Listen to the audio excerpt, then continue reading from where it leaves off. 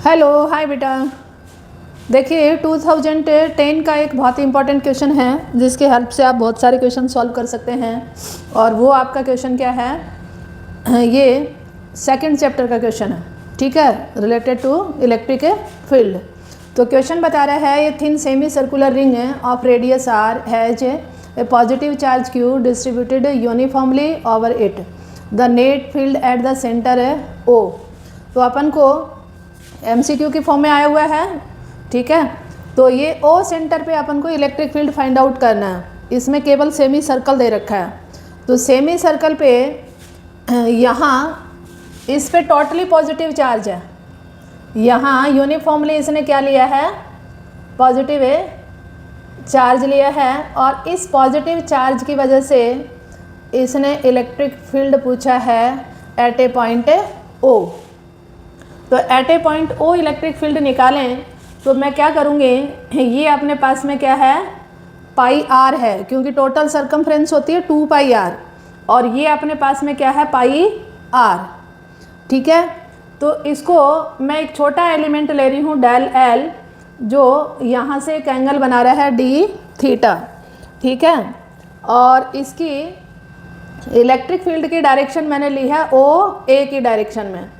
तो यदि अपन ओ ए की डायरेक्शन में इलेक्ट्रिक फील्ड लेते हैं तो ये एक्स एक्सिस बता रहा है ये, और ये वाई एक्सिस है।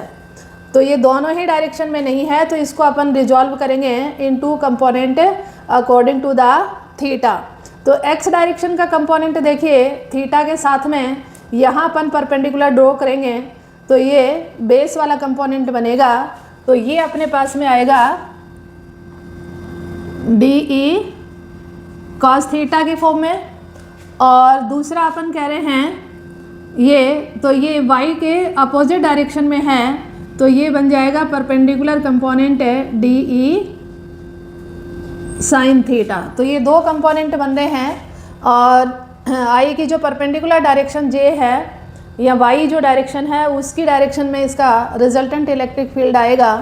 तो यदि अपन इसके इलेक्ट्रिक फील्ड की बात करें तो सबसे पहले अपन बात करते हैं लीनियर चार्ज डेंसिटी की। तो लीनियर चार्ज डेंसिटी को लैम्डा से लिखते हैं बेटा अपन।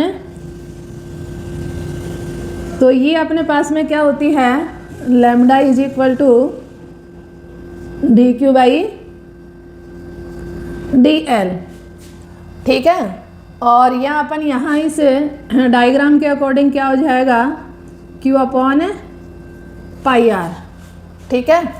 तो ये अपन ले लेंगे q अपॉन पाई आर है। तो यहाँ से यदि q की वैल्यू निकालें या यहाँ डी क्यू की वैल्यू निकालें तो D Q is equal to क्या हो जाएगा, लैम्डा इंटू डी एल। तो ये एक रिलेशन निकल के आ रहा है डी क्यू का। अब यहाँ पे देखिए ये डेल एल को अपन स्मॉल क्वांटिटी डी एल की फॉर्म में लें तो थीटा इज इक्वल टू होता है आर्क अपॉन रेडियस। तो यदि अपन डी थीटा को डिफाइन करें तो ये डी एल अपॉन आर हो जाएगा बेटा, और डी एल को अपन लिख सकते हैं आर डी थीटा।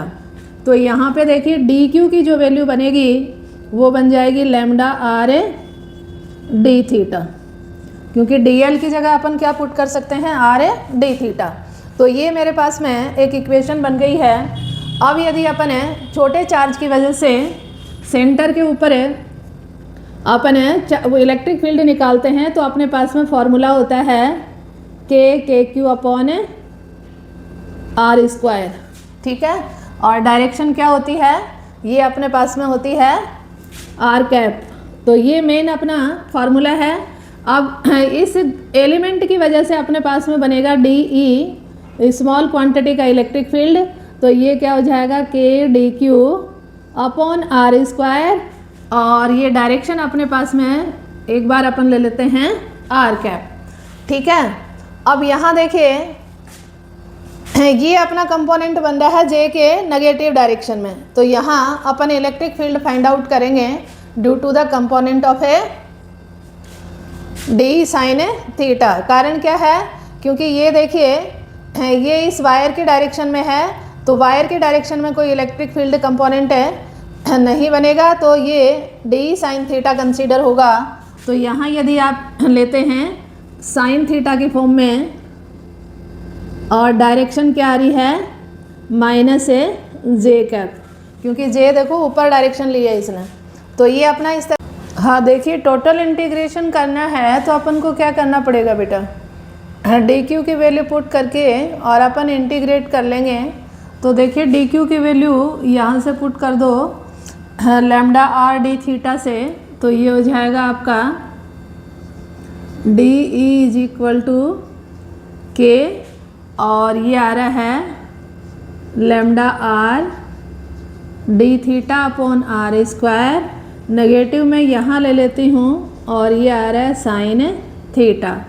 एक आर इससे कैंसिल हो रहा है बेटा, तो ये क्या हो जाएगा, ये हो जाएगा माइनस के लैम्डा अपॉन आर, और इंटीग्रेट करेंगे अपन तो ये आ जाएगा साइन थीटा डी थीटा। और देखिए एंगल कितना चेंज होगा, ये पूरा एंगल 180 का है, तो ये 0 से लेके 180 तक चेंज होगा, तो लिमिट होंगी 0 टू 180।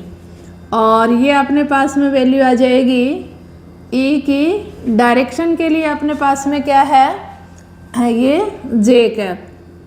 तो जे कैप को मैंने यहाँ लिखा।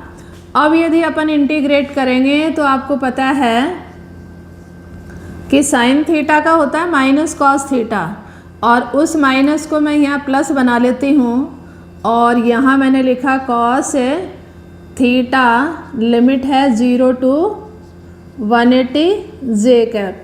अपर और लोअर लिमिट को लिखोगे तो ये के लैम्डा अपॉन आर, और ये हो जाएगा तुम्हारा कॉस 180 माइनस कॉस 0, क्योंकि अपर लिमिट 180 है और ये 0 है, तो 180 माइनस 1 और 0 1, तो ये -2 बन रहा है। और यदि अपन -2 को बाहर ले लें तो ये हो जाएगा 2k लैम्डा अपॉन आर, और डायरेक्शन क्या आ रही है, जे कैप आ रही है। तो ये इलेक्ट्रिक फील्ड की वैल्यू आ गई अपने -2k लैम्डा जे कैप की डायरेक्शन, और अपोन में आ रहा है आर।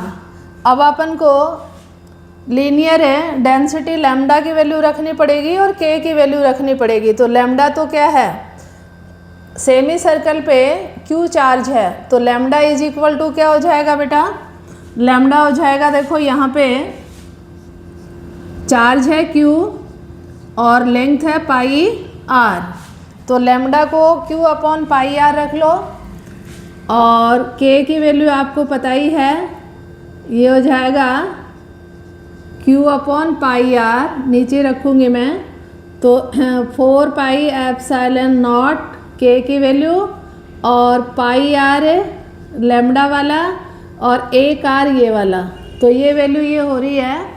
अब यहाँ पे देखिए जे कैप की डायरेक्शन बन रही है, 2 से 2 कैंसिल कर दो, 4 से, तो ये हो जाएगा -q, और ये आ रहा है 2 पाई का स्क्वायर बन रहा है, एप्सिलॉन नॉट आर स्क्वायर बन रहा है, और जे कैप की डायरेक्शन बन रही है, या पाई का स्क्वायर है बेटा ये।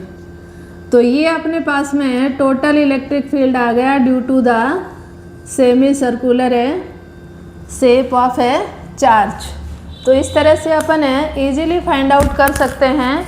तो इस तरह के क्वेश्चन यदि बोर्ड एग्जाम में आते हैं तो 3 मार्क्स में आएंगे, तब तो आपको सारी स्टेप फॉलो करने पड़ेंगे। और यदि आपका कंपटीशन एग्ज़ाम में है तो ये बहुत ही डायरेक्ट स्टेप लेके आप करेंगे, तो 3-4 स्टेप में क्वेश्चन आपका ख़त्म हो जाना चाहिए। तो वो सारी स्टेप आप नहीं लिखेंगे, ठीक है। ओके, गुड बाय बेटा।